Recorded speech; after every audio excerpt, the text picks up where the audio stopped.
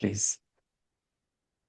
Om अज्ञानतिमिरान्धस्य ज्ञानाञ्जनशलाकया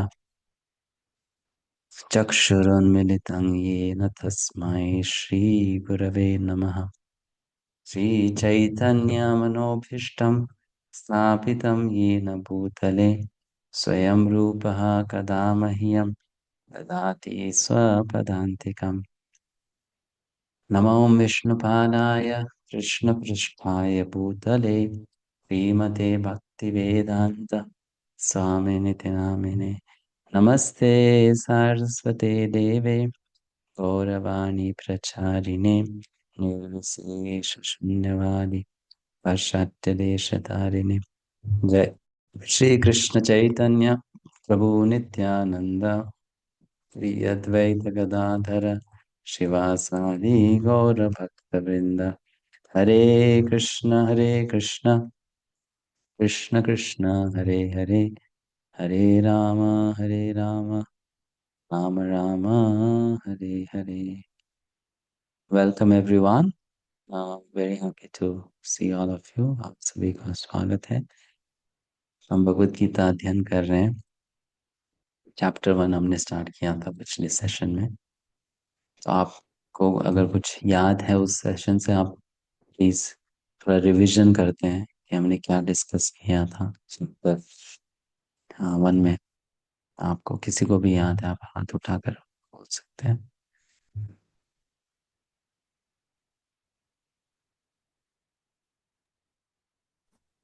Dhritarashtra was talking to Sanjay about what is happening at the Kurukshetra and all those things. And he was surprised that Pandava had come with a big force, bigger than his force. And then, Yes. and then you told the story about how Dronacharya and Panchal Naresh, yes, वो story बताया था। और 2 से 13 श्लोक में क्या बताया है, जो मेरे पुत्रों ने क्या किया, ये धृतराष्ट्र ने पूछा है। और 14 से 46 गीता ने, मतलब पांडु पुत्रों ने क्या किया वो बताया है। वो आपने बताया था। जी, ठीक है। और किसी को कुछ याद है?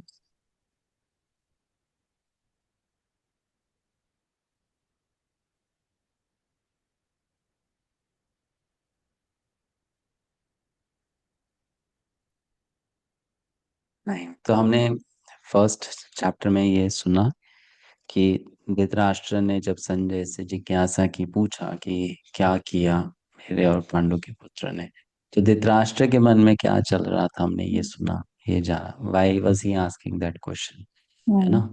क्योंकि उसको भय था कि वहाँ कुरुक्षेत्र की युद्ध भूमि में कुछ होगा जो वो नहीं चाहता है ना? ऐसा उसको भय था, इसलिए वो पूछ रहा था। और उसके छुपे हुए मन की बातों को संजय समझता था, क्योंकि वो बहुत निकट से धृतराष्ट्र को जानता था, राइट? इसलिए संजय उसको बताते हैं, उस विषय को एक्सप्लेन करते हैं। पहले तो संजय ने धृतराष्ट्र को दुर्योधन ने क्या किया वो बताया। दुर्योधन अपने आचार्य के पास गया, क्योंकि वो घबरा गया था पांडवों की सेना को देखकर। इतनी बड़ी सेना ये कैसे लेकर आ गए, है ना? और फिर वो पांडवों की सेना में जो वीर योद्धा थे उनका वर्णन करता है, फिर अपनी सेना के वीर योद्धाओं का वर्णन करता है। भीष्म पितामह अपना शंख बजाते हैं, उसके बाद अन्य भी शंख बजाते हैं। फिर संजय ये बोलते हैं कि कृष्ण और अर्जुन ने अपना शंख बजाया, है ना? इस प्रकार से फिर अर्जुन ने भगवान कृष्ण से रिक्वेस्ट किया कि आप प्लीज मेरे रथ को दोनों सेनाओं के बीच में ले जाइए। अर्जुन ऑलरेडी धनुष उठा चुका था, युद्ध करने के लिए तैयार था, लेकिन फिर भी वो भगवान से रिक्वेस्ट किया कि आप मेरे रथ को दोनों सेना के बीच ले जाओ, और भगवान ने वैसा ही किया। तो अर्जुन ने क्यों कहा था कृष्ण को कि मेरे रथ को दोनों सेनाओं के बीच में ले जाइए? क्या क्या देखना चाहता था अर्जुन? क्या देखना चाहता था? कि कौन कौन उसके सामने लड़ने के लिए आया है। हाँ हाँ, कौन कौन, वेरी गुड, कौन कौन युद्ध करने के लिए वहां पर आए हैं। तो क्या अर्जुन उन सबको नहीं जानता था जो वहां युद्ध करने के लिए आए हैं? हम्म। जानता था, बट उसको ये था कि जो मेरे इस वजन है तो मेरे सामने कौन खड़ा हुआ है, जो मेरे अपने हैं वो कौन कौन मेरे सामने मेरे खिलाफ खड़े हुए हैं। हाँ, तो उनको पर्सनली तो वो जानता था ना, लेकिन राइट, तो वो जानता था। इसलिए भगवान क्या करते हैं, अर्जुन के रथ को अ, ठीक भीष्म पितामह द्रोणाचार्य इत्यादि के रथ के सामने ले जाते हैं, और वो बोलते हैं कि ये सब तुम्हारे अपने ही तो हैं, यहाँ पे कोई ऐसा नहीं है जो अपरिचित है, तुम उसको जानते नहीं हो, है ना। तो ये सब तो तुम जानते हो, अच्छे से जानते हो इनको। तो इस प्रकार भगवान फिर अर्जुन के मन में जो छुपा हुआ, क्या कहेंगे, लगाव है ना, आसक्ति है अपने सभी सगे संबंधियों से, उसको बाहर लाना चाहते हैं ताकि अर्जुन मोह में पड़ जाए, है ना। फिर अर्जुन एक सामान्य व्यक्ति की तरह जिज्ञासा करे भगवान से। तो ये एक प्रकार से हमें बहुत इम्पोर्टेंट है समझना कि भगवत गीता में अर्जुन केवल एक भूमिका निभा रहे हैं, एक अज्ञानी व्यक्ति की। ऐसा नहीं अर्जुन अज्ञानी है, वो भगवान के मित्र हैं, सखा हैं, तो अज्ञानी कैसे हो सकते हैं। वो एक भूमिका निभा रहे हैं एक अज्ञानी व्यक्ति की, ताकि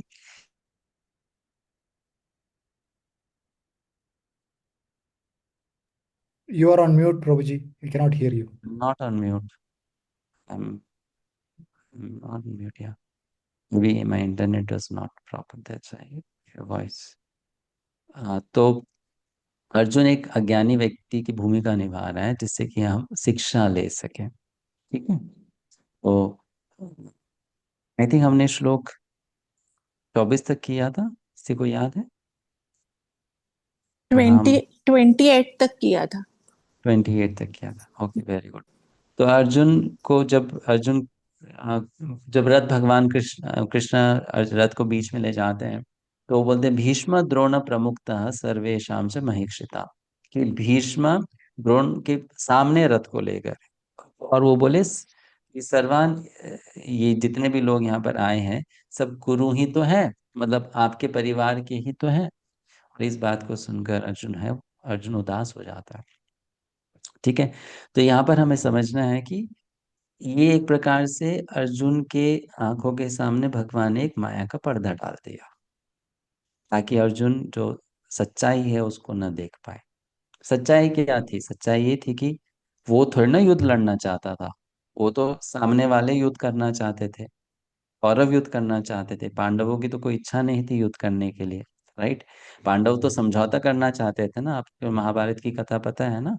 तो युधिष्ठिर महाराज ने तो भगवान कृष्ण को शांति दूत बनाकर भेजा था कि हमें 5 गांव दे दो, हम उसी से संतुष्ट हो जाएंगे, हमें कोई राज्य वगैरह नहीं चाहिए।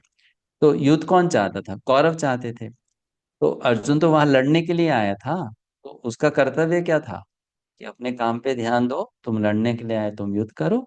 लेकिन अब वो अचानक से कंफ्यूज क्यों हो रहा है कि मुझे युद्ध करना चाहिए नहीं करना चाहिए, ये अच्छा होगा कि बुरा होगा। मतलब वो डिस्ट्रैक्ट हो रहा है अपने गोल से, अपने पर्पस से, अपने ऑब्जेक्टिव से वो हट रहा है। तो इसी को हम एक प्रकार से माया बोलते हैं। माया मतलब जो सच्चाई है उसको न देख कर जो झूठ है उसको सच मान लेना, जो गलत है उसको सही मान लेना, जो आपको नहीं करना चाहिए उसी को अपने जीवन का उद्देश्य बना लेना, है ना। वही तो माया है। माया का सबसे सरल अर्थ ये है, माया। माँ मतलब जो नहीं, या मतलब है। तो जो नहीं है उसको माया कहते हैं।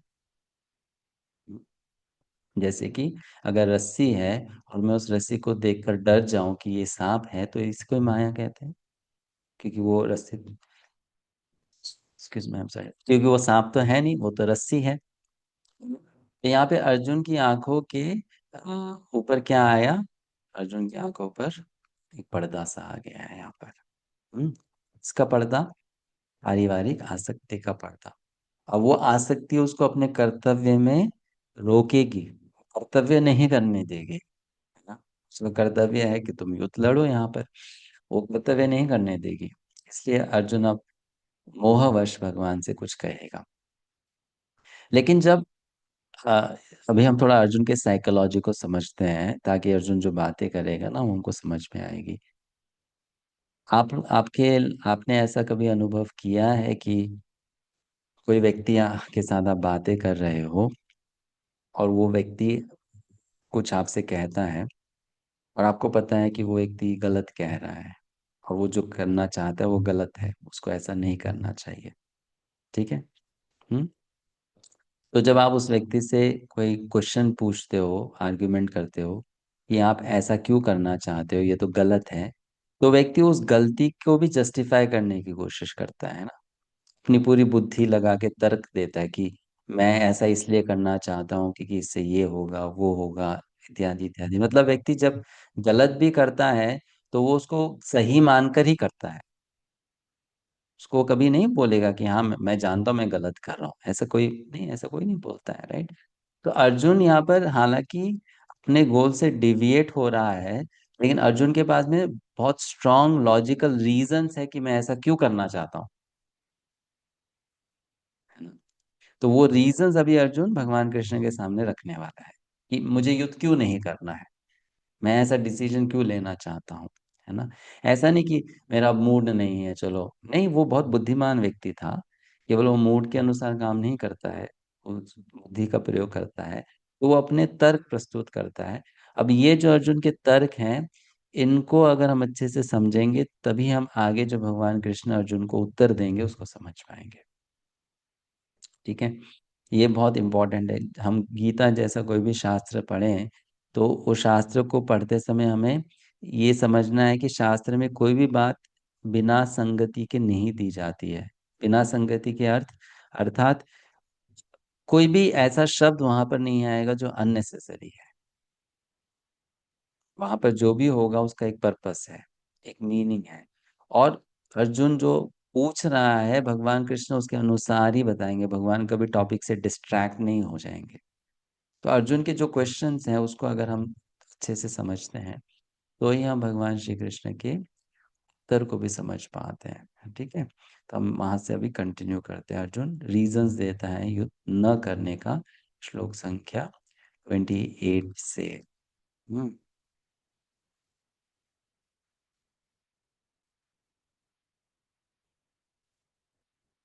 अर्जुन कहते हैं, दृष्ट्वेमं स्वजनं कृष्ण युयुत्सं समुपस्थितं सीदन्ति मम गात्राणि मुखं च पुर मुखं च परिशुष्यति। दृष्ट्वेमं स्वजनं कृष्ण। अर्जुन जो है अभी बहुत तनाव में है, जैसा वर्णन आता है इन 3 श्लोकों में कि वो उसके हाथ पैर कांपने लगते हैं, उसको पसीना छूटने लगता है, उसका सिर चकराने लगता है। ब्रह्मतीव च मे मनः। वो वो जैसे कोई व्यक्ति चक्कर आता है ना, जब व्यक्ति बहुत ज्यादा तनाव में हो या बहुत ज्यादा भयभीत हो, उसके पैर कांपने लगते हैं, तो अर्जुन की अवस्था वैसी हो जाती है ना? और वो समझ ही नहीं पाता कि मुझे अब करना क्या चाहिए। मतलब अर्जुन जैसा वीर पुरुष भी वहां बहुत कमजोर पड़ जाता है। ऐसा होता है जब हम बहुत ज्यादा डर जाते हैं या हमें किसी घटना का भय होता है तो हम ऐसी हालत में हो जाते हैं, हाथ पैर कांपना शुरू हो जाते हैं। तो अर्जुन इस प्रकार भयभीत हो गया, बहुत तनाव में आ गया। क्यों? क्योंकि उसको करुणा का अनुभव हो रहा था अपने स्वजनों के प्रति। वो ये सोच रहा था कि ये सभी जिनसे मैं इतना प्रेम करता था और ये भी मुझसे इतना प्रेम करते थे, अब हम एक दूसरे के सामने खड़े हैं, एक दूसरे को मारने के लिए तैयार है। हम्म। तो अर्जुन का हृदय बहुत कोमल है भक्त होने के नाते, इसलिए वो सोच रहा है कि हम ऐसा क्यों करना चाहते हैं, इससे क्या मिलेगा हमें, क्या फायदा होगा किसी का, है ना?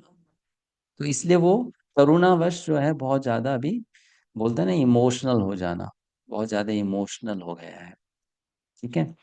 और ये भाव उसी व्यक्ति के हृदय में आएगा जो निस्वार्थ है, दयालु है, उसके हृदय में ऐसी भावना प्रकट होती है। कौरवों के पक्ष में दुर्योधन के तो मन में ऐसी कोई बात नहीं है, ये सब हमारे स्वजन है, हम इनके साथ युद्ध क्यों कर रहे हैं। लेकिन अर्जुन के मन में ये बात आई क्योंकि इसका हृदय बहुत कोमल है भक्त होने के नाते। आ- आप इमेजिन कीजिए कि कोई व्यक्ति आपका बहुत ही क्लोज रिश्तेदार हो और अगले दिन वही आपके घर पे पहुंच जाए एक गन लेकर और वो आपको मारना चाहे, तो आपका रिएक्शन क्या होगा? उस समय आप कैसे रिएक्ट करेंगे? पूरी तरह से शॉक्ड हो जाएंगे ना कि अरे तुम मुझे क्यों मारना चाहते हो? क्या हो गया? कोई तुम्हारे अंदर कोई भूत भूत घुस गया, तुम पागल हो गए हो, क्या हो गया? तो अर्जुन ये समझ नहीं पा रहा था कि हम एक ही फैमिली के मेंबर्स होकर हम यहाँ युद्ध भूमि में एक दूसरे को मारने के लिए क्यों तैयार खड़े हैं? This was not easy for him to comprehend और अंडरस्टैंड। जब वो उनके युद्ध करने की तीव्र इच्छा को देख रहा था कि अरे ये सब तो युद्ध करने के लिए बहुत आतुर है, तो वो समझ नहीं पा रहा था। और करुणा के कारण उसका उसका मन जो है वो बहुत ज्यादा यहाँ पर पिघल जाता है। हाँ, वो बहुत ज्यादा चिंता में पड़ जाता है कि ऐसा हमें नहीं करना चाहिए। ठीक है। तो पहला कारण भगवान को वो युद्ध न करने का ऐसा बताता है कि ये मेरे ही सगे संबंधी है, मैं इनको कैसे मारूं? मेरा उनके प्रति करुणा का भाव है। मैं उनको नहीं मार सकता। ठीक है। तो ये अर्जुन का फर्स्ट रीजन है युद्ध न करने का। मैं युद्ध क्यों नहीं करना चाहता हूँ। सेकंड, न च श्रेयो अनुपश्यामि हत्वा स्वजनम आवे न कांक्षे विजयम कृष्ण न च राज्यम सुखानि च। अर्जुन कृष्ण को बोलता है कि आप कहोगे युद्ध लड़ो, क्योंकि युद्ध लड़ गए, जीत गए तुम राजा बन जाओगे, राज्य सुख तुम्हें मिलेगा। हम्म? अर्जुन बोलते हैं राज्य सुख मिलेगा, लेकिन at the cost of what? At the cost of what? उसके लिए क्या कीमत चुकानी पड़ेगी? क्या कीमत चुकानी पड़ेगी राज्य प्राप्त करने के लिए? क्या कीमत चुकानी पड़ेगी अर्जुन को? अपना अपने स्वजनों के खिलाफ खड़ा होना पड़ेगा। उसके खिलाफ नहीं करना होना पड़ेगा, उनको मारना पड़ेगा, है ना? उनको मारना पड़ेगा, अपने स्वजनों की हत्या करनी पड़ेगी। अर्जुन बोल रहा है कि चलो मुझे पूरा राज्य मिल भी गया, सारा धन संपत्ति मिल भी गया, मैं उस सुख को भोगूंगा किसके साथ? With whom will I enjoy?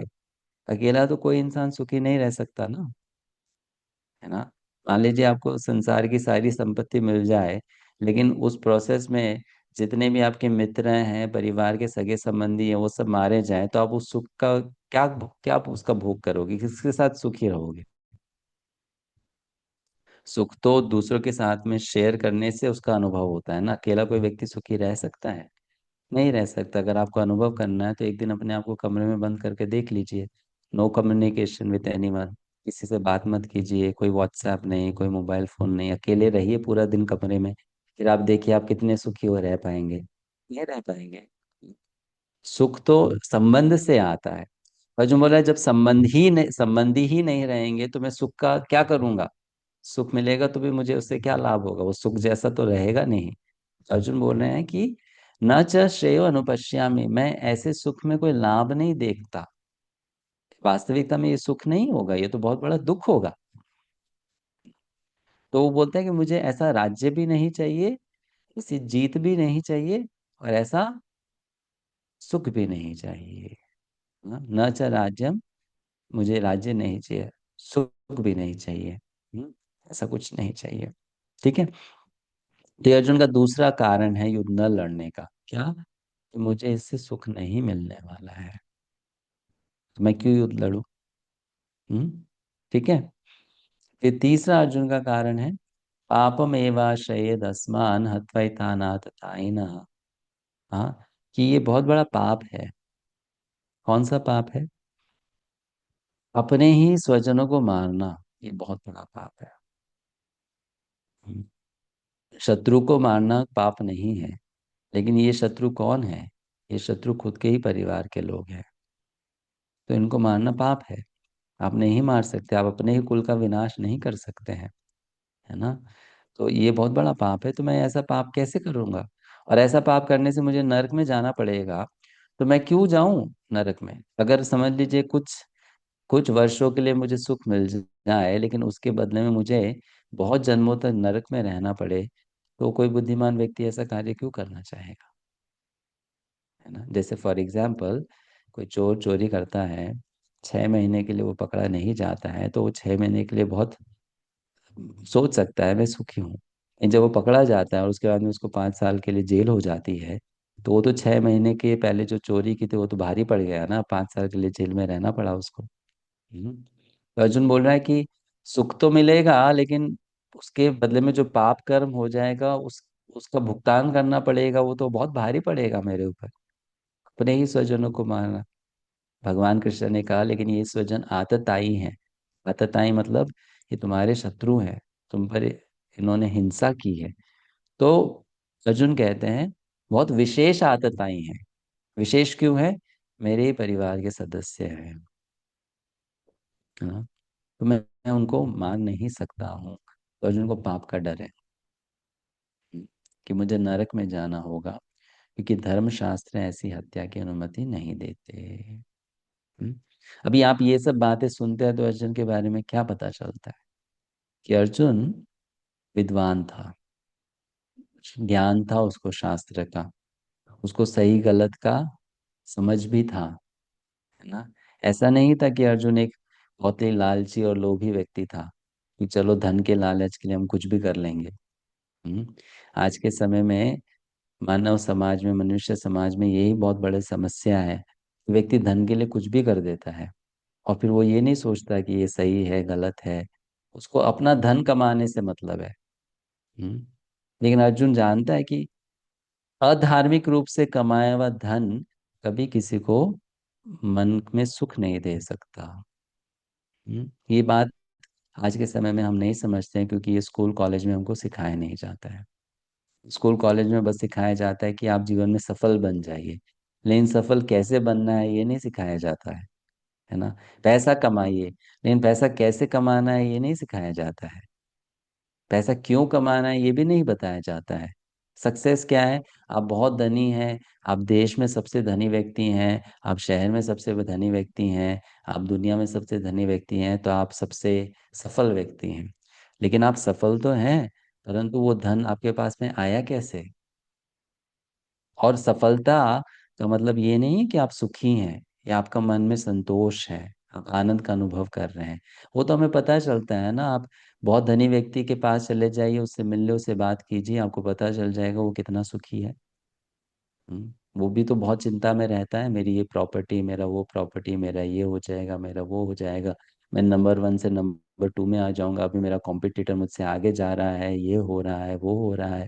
वो सुखी कहाँ है? वो तो चिंता में फंसा हुआ है, सुखी तो नहीं है।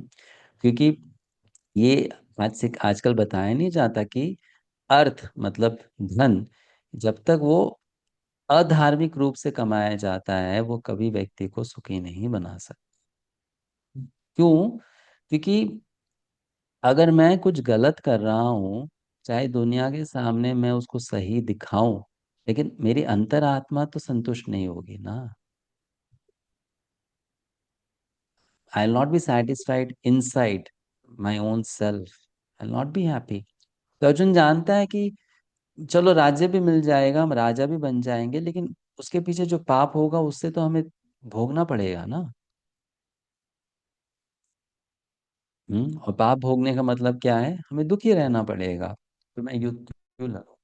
और फिर चौथा रीजन अर्जुन युद्ध न करने का देता है, कुलक्षय प्रणश्यन्ति कुल धर्म सनातन, धर्म नष्टे कुलम कृत्स्नम अधर्म भी भवात्युत। कि कुल विनाश हो जाएगा, इतने सारे लोग मारे जाएंगे, कुल का विनाश होगा। कुल का विनाश में समस्या क्या है?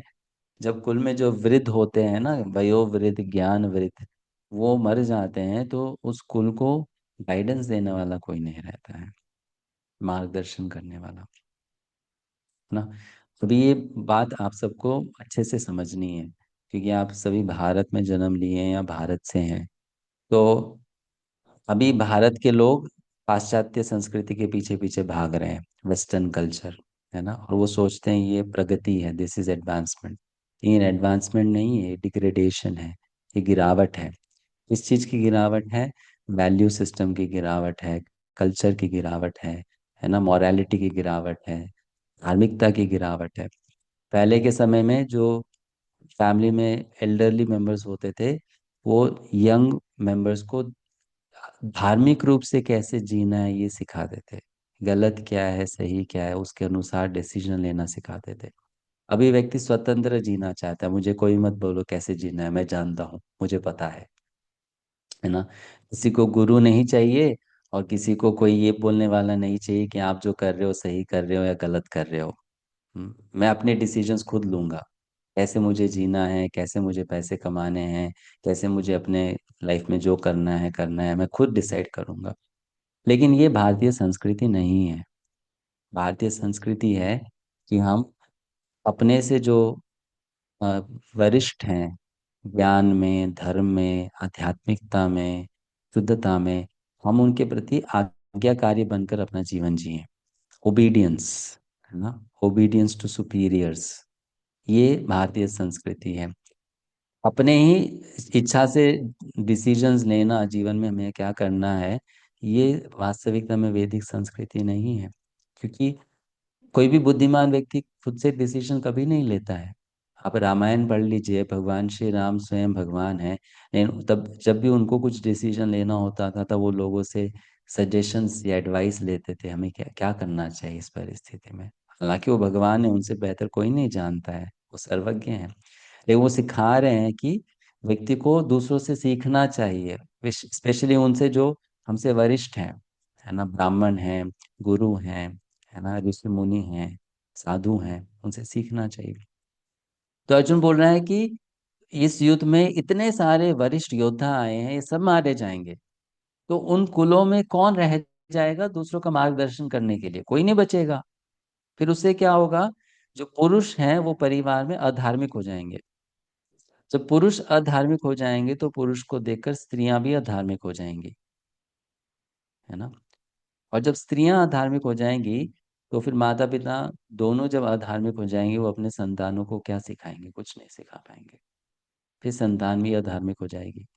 संतान जब अधार्मिक हो जाएगी तो संतान जो है वो कुल से संबंधित जो धर्म है उसका पालन करना छोड़ देगी। फिर कोई कुल धर्म पालन नहीं करेगा, है ना। और आज हम वो देख ही रहे हैं, लोगों को भगवान में आस्था नहीं है, कोई मंदिर में पूजा नहीं करना चाहता, भगवान के सामने झुकना नहीं चाहता। लोग तो बोल भी देते हैं मुझे भगवान वगैरह में कोई विश्वास नहीं है। हम्म, तो किसी को धार्मिकता में रुचि नहीं रहेगी। उससे क्या होगा? तो भगवान बहुत, अर्जुन बहुत विशेष रूप से ये उदाहरण देते हैं, एग्जाम्पल, कि लोग श्राद्ध इत्यादि करना छोड़ देंगे, है ना। क्या करना छोड़ देंगे? श्राद्ध इत्यादि करना छोड़ देंगे। तो ये आपने ये देखा होगा, अनुभव किया होगा कि आजकल बहुत से भारतीय हैं जो इस प्रकार से श्राद्ध इत्यादि कुछ नहीं करते हैं। हम्म, हमें नहीं, हमें बहुतों को तो पता भी नहीं है, बहुत करते भी नहीं है। तो ऐसा वो करना छोड़ देंगे, उससे क्या होगा? उससे पूरा का पूरा जो कुल है उसका विनाश हो जाएगा। हम्म, तो अर्जुन बोले ये सब हो जाएगा, मैं ऐसा क्यों करूं? युद्ध करने से अगर ऐसा होने वाला है तो मैं युद्ध क्यों करूं? तो अर्जुन फोर्थ रीजन क्या देते हैं? कुल का विनाश, मुझे युद्ध नहीं करना है। ठीक है, सब कुछ नष्ट हो जाएगा, जाति धर्म और कुल धर्म दोनों। अभी ये सब सुनकर ऐसा लगता है कि अर्जुन बिल्कुल सही बोल रहा है और युद्ध नहीं होना चाहिए, है ना, ऐसा लगता है। तो अर्जुन जो बोल रहा है वो कुछ हद तक सही है, लेकिन वो पूरी तरह से सही नहीं है। और फिर अर्जुन के मानसिक जो संशय है, भ्रांति है, इसका निवारण करने के लिए भगवान अर्जुन को सेकेंड चैप्टर में समाधान देते हैं। ठीक है, अब अर्जुन क्या बोलता है? अहो बतम महत पापम और तुम व्यवस्थिता वयम। देखिए अर्जुन का जो पर्सनालिटी है, कैरेक्टर है, वो बहुत ही अद्भुत है। वो बोल रहा है कि इतनी शर्म की बात है कि हम लोग इतना बड़ा पाप कर्म करने जा रहे हैं। क्या करने जा रहे हैं? हम खुद के सगे संबंधियों को, मित्रों को मारने जा रहे हैं। तो इतना बड़ा, इतना घोर पाप कर्म करने हम जा रहे हैं। तो मैं उनके मान उन और फिर वो क्या बोल रहे हैं, मैं उनको मारने के बारे में सोच भी कैसे सकता हूँ? मैंने ये सोचा कि मैं अपने ही सगे संबंधियों को मारूंगा, ये सोचना मात्र बहुत बड़ा पाप है। ऐसा नहीं कि मारना बहुत बड़ा पाप है, बोल रहे ऐसा सोचना बहुत बड़ा पाप है ना। तो फिर भगवान अगर अर्जुन को पूछे, अच्छा ये बहुत बड़ा पाप है तो तुम क्या करना चाहते हो? तो बोलते मैं इसके लिए अपने आप को दंड देना चाहता हूँ कि मैंने ये सोचा मैं युद्ध करूं। बोले क्या दंड करना देना चाहते हो? मैं आत्महत्या करना चाहता हूँ। मैं इतना बड़ा पाप करने के बारे में सोचा तो मैं अपने आप को दंड देना चाहता हूँ, मैं आत्महत्या करना चाहता हूँ। बेस्ट यही होगा कि मैं इधर खड़ा रहूं, सामने से वो बाण चलाए और मुझे मार दें और मैं खुशी खुशी मर जाऊं। ऐसा ऐसा अर्जुन सोच रहा था, है ना, कि मैं बेहतर उनके हाथों मर जाऊं। ऐसा अर्जुन के मन में भाव आ गया। ठीक है। तो फिर ये सोचकर अर्जुन ने अपने धनुष्मान को साइड में रख दिया कि अब मैं युद्ध नहीं करने वाला, वो बैठ गया। यहाँ एक शिक्षा शिल प्रभुपाद जी अपने भगवत गीता यथारूप में देते हैं। जब एक व्यक्ति अर्जुन द्वारा यहाँ दिखाए गए इस प्रकार के दृष्टिकोण या मनोवृत्ति को विकसित करता है तो वह परमेश्वर या भगवान की सहायता प्राप्त करने के योग्य हो जाता है। ठीक है। तो मैं, ये बहुत इम्पोर्टेंट है समझना। आप सभी भगवत गीता पढ़ रहे हैं, पढ़ना चाहते हैं, आगे भी पढ़ेंगे, लेकिन गीता हम केवल अपनी बुद्धि से नहीं समझ सकते हैं। हमें अगर गीता समझना है तो हमको अपने आप अंदर, अपने हृदय में अर्जुन जैसा भाव लाना होगा। वो भाव क्या है? अर्जुन एक बहुत ही ज्यादा कोमल हृदय वाला व्यक्ति है, सॉफ्ट हार्टेड। दूसरा, अर्जुन में दूसरों के प्रति दया है। और तीसरा, अर्जुन को अपने मन और इंद्रियों पर नियंत्रण है ना। तो ऐसा व्यक्ति भगवत गीता को पढ़कर या सुनकर समझ सकता है, उसमें प्रवेश कर सकता है। नहीं तो गीता की बातें उसके अंतःकरण में नहीं जाएंगी और उसको वास्तविकता में समझ में नहीं आएगा भगवान क्या बोल रहे हैं यहाँ पर। ये क्वालिफिकेशन है। जैसे हमने इंजीनियरिंग किया है तो हम इंजीनियरिंग की कोई बुक पढ़ते थे ना, तो फर्स्ट पेज में ये लिखा होता था ये बुक किसके लिए है। मतलब आपको क्या मिनिमम क्वालिफिकेशन चाहिए इस बुक को पढ़ने के लिए, इतना आपका नॉलेज स्किल लेवल होना चाहिए। ये हर पुस्तक में ये होता है कि नहीं? तो उसी प्रकार से गीता के लिए भी एक पर्टिकुलर माइंडसेट चाहिए व्यक्ति में, तब वो उसमें प्रवेश कर सकता है। नहीं तो एक सिंपल सा क्वेश्चन हम आपको पूछते हैं, ये भगवत गीता जो हम पढ़ रहे हैं, इसमें 3 कैरेक्टर्स हैं जिन्होंने गीता के मैसेज को सुना, वो 3 कैरेक्टर्स कौन है? संजय, अर्जुन आणि धृतराष्ट्र। Very good. संजय, अर्जुन और धृतराष्ट्र। क्या तीनों समझे? नहीं, उसमें से एक है नहीं समझा। कौन? धृतराष्ट्र। धृतराष्ट्र। क्या उसको कोई दूसरी गीता सुनाई दी गई थी? नहीं, सेम गीता सुनाई थी ना। और संजय ने सुनाई थी। संजय तो वहां पे खुश हो रहा था, बोल रहा था मेरा मन तो एकदम हर्षित हो गया है गीता को सुनकर और सुनाकर, मैं तो बार बार सुनना चाहता हूँ। उसके हृदय में तो लड्डू फूट रहे थे, वो इतना आनंद में था। और वहीं पर धृतराष्ट्र है, उसको तो कुछ फर्क ही नहीं पड़ा। तो इससे हमें क्या सीखने को या समझने को मिलता है कि सुनने में तो अर्जुन भी सुन रहा है, संजय भी सुन रहा है और धृतराष्ट्र भी सुन रहा है, but the message is not having the same impact on all 3 of them. क्यों? क्योंकि सुनने वाले की भी तो योग्यता है, केवल बताने वाले की योग्यता नहीं है। So this is very important कि गीता के विषय में प्रवेश करने के लिए हमारे हमारे एक पर्टिकुलर माइंड सेट होना चाहिए, जैसा अर्जुन यहाँ पे दिखा रहा है। बहुत ओपन माइंडेड है, बहुत लॉजिकल है अर्जुन। वो अपने मन और इंद्रियों को वश में कर सकता है। उसका प्रमाण क्या है? कोई इंसान के पास में अपॉर्चुनिटी है कि वो पूरे दुनिया का राजा बन जाए और पूरी राजसिक सुख या संपत्ति प्राप्त कर ले, और वो फिर भी सोच रहा है क्या ये सही रहेगा या गलत रहेगा। तो इसी को तो बोलते हैं ना अपने मन पे संयम करना, है ना। क्या सही रहेगा या गलत रहेगा। ऐसी सिचुएशन में ये सोचना मात्र कि सही गलत, मतलब उस व्यक्ति को कंट्रोल है अपनी इच्छाओं पर, है ना, अपनी इच्छाओं पे कंट्रोल है। तो वो इस प्रकार से बहुत ही डिसिप्लिन्ड व्यक्ति है, और इसलिए वो भगवान जो अर्जुन को बोलेंगे उसको वो समझ पाएगा सुनकर कि क्या कृष्ण शिक्षा दे रहे हैं मुझे, है ना। तो ऐसे अर्जुन रोने लगा कि मुझे युद्ध नहीं करना है, और वो अ, खड़ा हुआ था युद्ध लड़ने के लिए, वो बैठ गया। धनुष और बाण को साइड में रख दिया कि चलो अब मुझसे युद्ध नहीं लड़ा जाएगा, मुझसे मुझे चक्कर आ रहा है। ठीक है। तो अब यहाँ पर हम कुछ शिक्षाएं लेते हैं। ये जो पहला अध्याय है। ये इसमें 46 श्लोक हैं। अर्जुन विषाद योग इसका नाम है। दुख द्वारा योग। दुख द्वारा योग कैसे हो सकता है? दुख द्वारा ही योग होता है, कि सुख में तो कोई योग करना नहीं चाहता।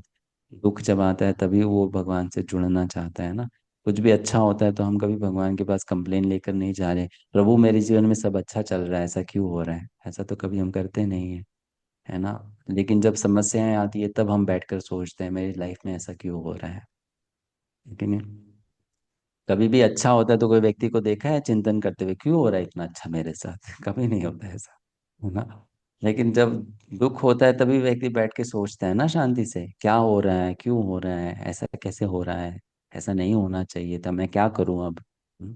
तो फर्स्ट चैप्टर हमें बताता है कि जब समस्याएं आती हैं, शारीरिक, मानसिक, पारिवारिक, सामाजिक, आर्थिक, जो भी, तब हम उस समस्याओं को एक अ, उपयोग में ला सकते हैं जीवन की सच्चाई को समझने के लिए। ये सबसे इम्पोर्टेंट बात है। Reality of life, it comes forth when we think about it deeply. नहीं तो हम एक बहुत ही सुपरफिशियल लेवल पर अपना पूरा जीवन जी कर निकाल देते हैं। हमें पता ही नहीं चलता जीवन है क्या, जीवन क्यों मिला है हमें। हम्म। तो ये फर्स्ट चैप्टर हमें सिखाता है कि आप शोक में भी आध्यात्मिकता की तरफ रुझान ला सकते हैं। बहुत सुंदर शिक्षा है इस चैप्टर में। फर्स्ट शिक्षा कि गीता में हमें विद्यार्थी, गीता के विद्यार्थी के गुण पता चलते हैं, जो हमने अभी अभी आपको बताया कि गीता का स्टूडेंट होना मतलब भी आप में कुछ गुण होने चाहिए। ये बहुत जरूरी है, तभी हम गीता के ज्ञान का पूरा लाभ उठा सकते हैं। नहीं तो गीता तो बहुत लोग पढ़ते हैं, लेकिन उसको समझने के लिए कुछ ना कुछ आप में वो गुण होने पड़ेंगे, तभी आप समझ पाएंगे उसको। तो हम उन गुणों को अपने में लाएं, एटलीस्ट कोशिश करें कि हम भी उस प्रकार का भाव बनाएं, तब हम गीता को समझ पाएंगे। दूसरा, भगवान को हम दोष न दें। हमारी लाइफ में कुछ भी होता है तो ऐसा नहीं है कि हम भगवान को कंप्लेन करें ऐसा क्यों हो रहा है। जैसे अर्जुन यहाँ पर, कृष्ण का बहुत क्लोज फ्रेंड है अर्जुन, तो यहाँ पर क्या अर्जुन रो रहा है, भगवान आप हमारे साथ है फिर भी हमारे साथ ऐसा क्यों हो रहा है? नहीं, ऐसा कुछ नहीं अर्जुन कर रहा। कृष्ण के ऊपर में कोई जिम्मेदारी नहीं डाल रहा अपने जीवन की, कि आपका आपके हमारे साथ होते सुहाते हमारे जीवन में इतना कष्ट क्यों आ रहा है। नहीं, वो अपने जीवन की जिम्मेदारी खुद के ऊपर ले रहा है। हम्म। वही व्यक्ति जो अपनी लाइफ की रिस्पॉन्सिबिलिटी अपने हाथ में लेता है वही कुछ सीख सकता है। नहीं तो आप अक्सर देखते हैं लाइफ में कोई भी प्रॉब्लम आती है, हम सबसे पहले हमारे आसपास जो है ना उनको ब्लेम करना शुरू करते हैं। तुम्हारे कारण ऐसा हुआ, तुमने ऐसा बोला, तुमने ये डिसीजन लिया। हम कभी भी अपने आप को क्रेडिट नहीं देते उसका कि मेरे कारण ये गलत हुआ है। कुछ अच्छा होगा तब तो हम सारा क्रेडिट खुद लेना चाहते हैं, मैंने ऐसा बोला था तभी इतना अच्छा हुआ, है ना। और जब कुछ बुरा हो जाएगा तो हम आसपास के लोगों को ब्लेम करते हैं, तुमने ऐसा बोला था, मेरी तो इच्छा ही नहीं थी, तुम्हारे कारण हमने ये ऐसा डिसीजन लिया। तो वो ब्लेम गेम जो व्यक्ति करता है, खेलता है, वो व्यक्ति कभी सीख नहीं सकता,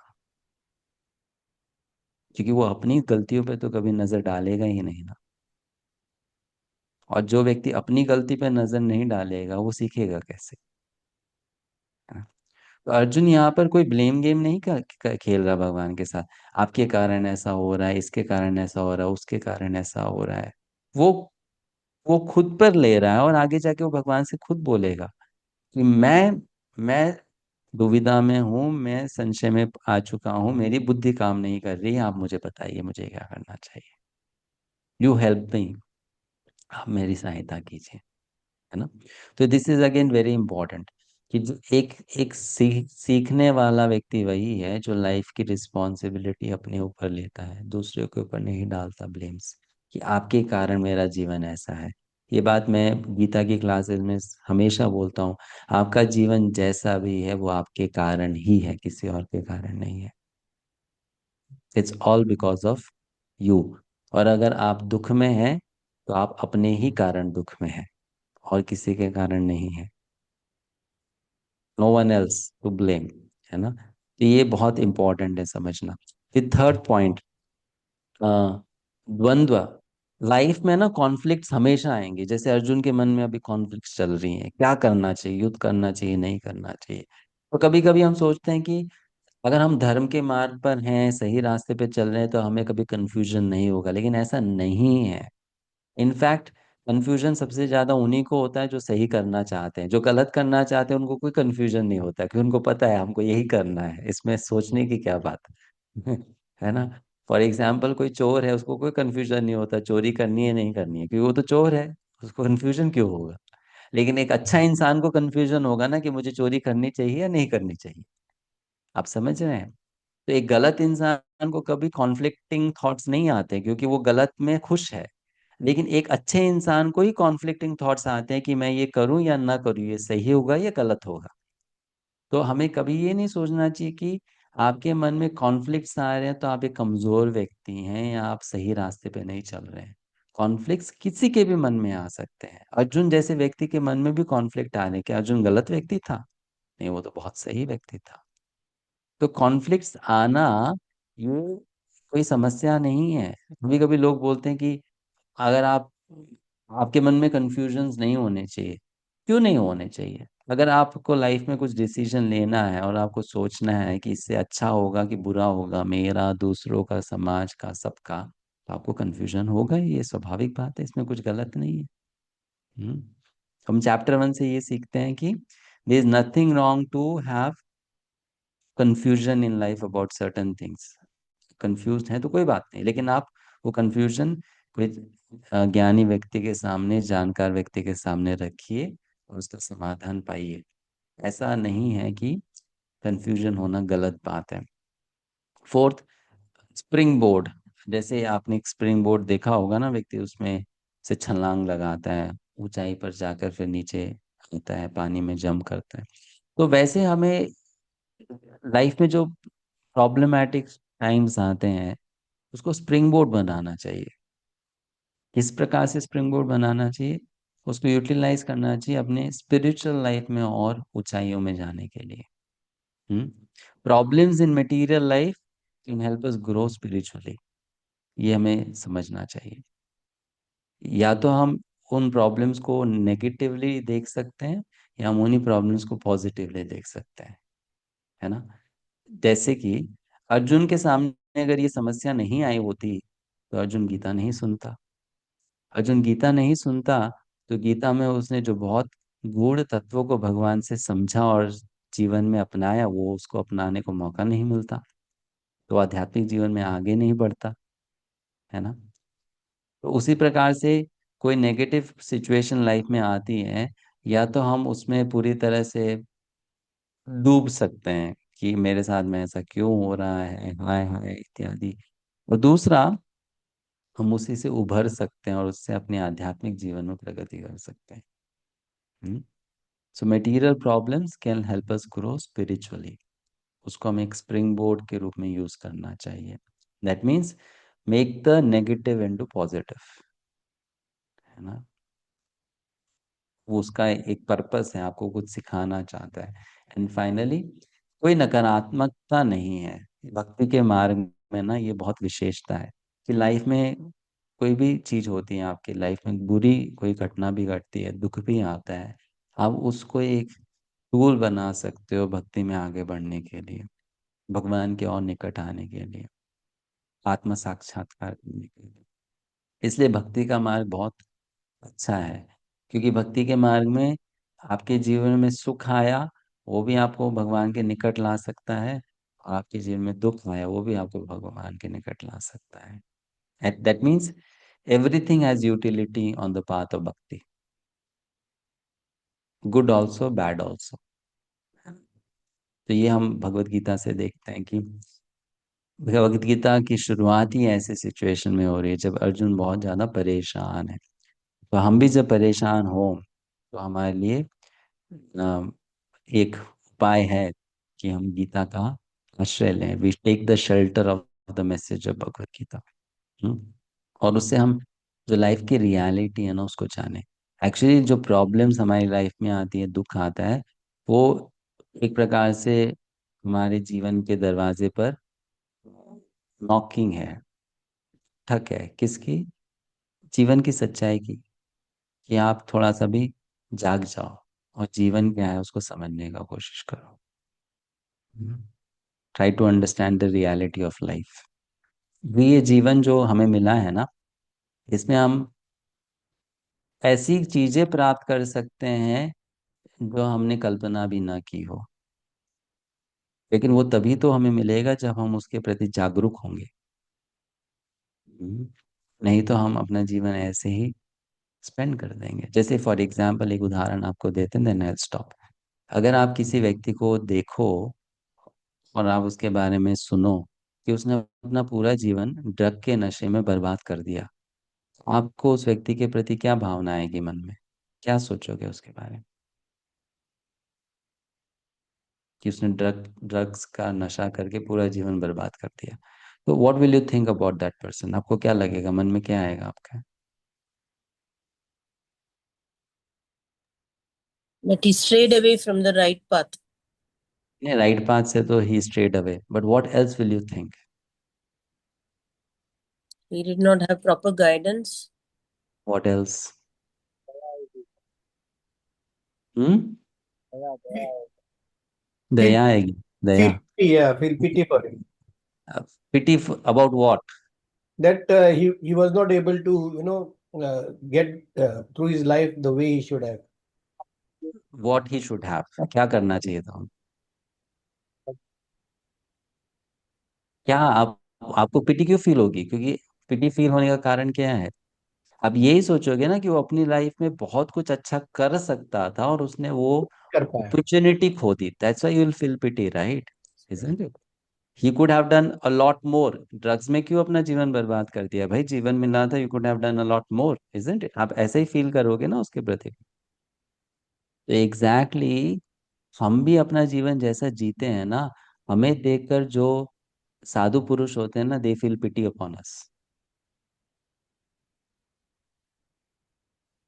आप समझ रहे हैं?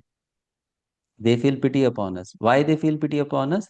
Because they think कि we all also, having obtained this human birth, could have obtained a much more than what we have obtained, है ना? So they feel pity upon us कि आपने जो प्राप्त किया, आप इससे भी बहुत ज्यादा कुछ प्राप्त कर सकते थे। हम्म? तो वो जो रिमाइंडर्स आता है ना, वो लाइफ में बहुत बार दुख के रूप में आता है। सो वेन एवर यू, कोई लाइफ में प्रॉब्लम आती है, you should see it as a reminder coming from Krishna, that I am sending a reminder, now try to change your goals in life, work for a higher goal. You are stuck up in something very small. समझ रहे हैं आप? है ना? आप कोई बहुत छोटी चीज में फंसे हुए हैं, जीवन उसके लिए नहीं है। उससे ऊपर बढ़ो, उससे आगे जाओ। तो यही अभी अर्जुन की लाइफ में हो रहा है। ये एक युद्ध भूमि उसके लिए एक समस्या है, बट ये एक समस्या उसके लिए एक बहुत बड़ा उपाय के रूप में आएगी कि वो भगवान को जाने, भगवान को समझे, है ना? He understands the truth of life, right? And that's how we have to see. Bhagavad Gita is teaching us that whenever problems come in life, it is a stepping stone towards coming closer to higher reality, है ना? और हमको उसी प्रकार उसको लेना है। तो वो भगवान आपको कुछ और ऊंचा सिखाना चाहते हैं। So this is how we have to see things. ठीक है, so we'll stop here. Any questions or comments? कोई प्रश्न है आपका? कोई प्रश्न?